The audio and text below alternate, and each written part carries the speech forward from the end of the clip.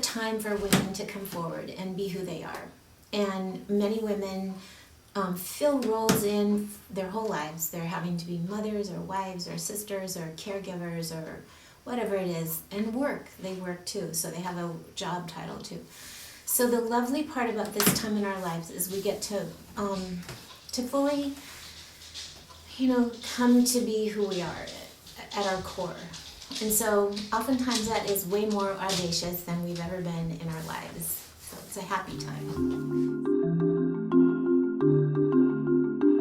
And as we mature, we have more wisdom, we have more sense of ourselves, we have more things to offer to the world, and we have more to offer to ourselves, but quite often we don't take the time to offer ourselves that which we need. So this is the time that we can be fearless, we can be audacious, and we can be real. Everything we do impacts the younger culture as well as the older culture, because who we're being, when we're being all of ourselves, then of course we're impacting everyone we come in contact with. Yeah. This focus is on the more mature women, and as we take it out into the world, we know that it's going to be making a difference to everyone, that all the women who are participating in this, who they come in contact with. So of course we're always impacting them as well as ourselves and each other. Yeah, and actually partners and young men, and I think people who see women as whole and as experiencing themselves in a positive way, invariably are influenced by it, invariably feel the outcome of a woman in that grace and in that willingness to express herself and willingness to be fully herself. That process is, I think, meant to be driven by women and for women. It's simply about honoring who we are, and this is our time. If we go back to the Red Tent is a book that comes to mind, when women were menstruating, they all gathered together because they're gathering their strength so they can take it out into the world, for everyone is impacted and is benefits from everything that we do in the secrecy of who we are. You can be totally who you are. You can be a little bit flamboyant. You can be a little bit irreverent. You can be well-spoken. You can be soft-spoken. But it's about being honest, being honestly who you are, and dare to be all of that. Yeah, I think women, a lot of times, society leashes us in certain ways, and so I think audacious simply means unleashing yourself, whatever that form that might take in your personality.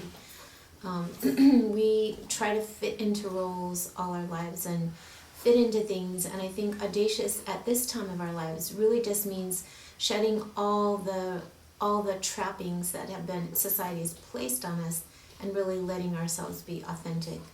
And sometimes that just means stepping outside our boundaries and coloring outside the lines and really just enjoying that process.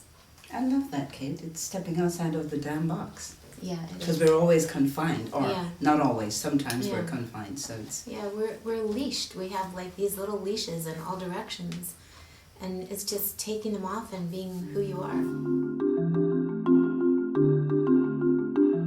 I've met and surpassed whatever society wanted me to do, and now it's my time to fully express myself. So it's coming out of my own box that I created for myself, and just really unburying myself, taking myself out of a little coffin, if you will. I created a little perfect coffin that fit me exactly right, but it was not a happy place. I didn't want to be in a coffin at 50-something, so time to unnail the coffin, time to take it apart and put all that aside and really enjoy my time. And I think for me, it's recognizing that I do have a voice. There's so much that I have to give. There's so much that I have experienced. And that unleashing and that coming out of the coffin for me actually happened after I'd been at a company for about 16 and a half years. And one day I went in and I realized that my soul was dying. I had a secure job, everything was going great. And suddenly I realized I was not being me. And so I quit my job, I became a life coach, and I've not looked back.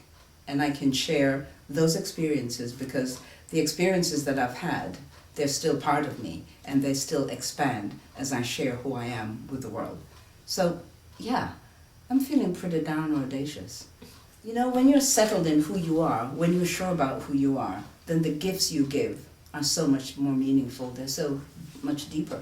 At some point, it would be really wonderful to do this as a composite of ages and Intergenerational. yeah, and just really let this be even younger women than women younger than 40. About it is there's young wisdom and there's old wisdom, and young wisdom is really a great return. It's a completing of the circle of what women have to offer at all of our stages of life. And I think I really learned so much from the young women and the groups that I've been in, that it really made me honor young wisdom.